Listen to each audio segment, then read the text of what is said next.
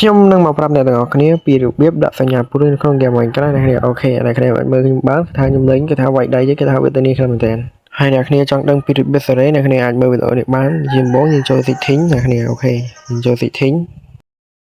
តបមកយើង scroll ទៅក្រោមមើលហើយយើងចុចពាក្យនេះមកហើយយើងអូសមកក្រោមទៀតយើងចុចរកពាក្យនេះអ្នកគ្នារកពាក្យស្គេនេះយើងចុចកន្លែងអី control នេះណាអូខេចុចទៅហើយយើងចេញមកយើងបានសញ្ញាព្រួយណាគ្នាអូខេយើងចេញទៅមើលអូខេអ្នកគ្នាឥឡូវយើងបានសញ្ញាព្រួយគេថាលេងទៅលយហើយមែនតើដូច player គេទាញខ្លាំងអញ្ចឹងឥឡូវយើងខ្ញុំក៏មាន setting មួយទៀតដែរគេថា setting ហ្នឹងគឺអែមតែម្ដងសម្រាប់អ្នកលេង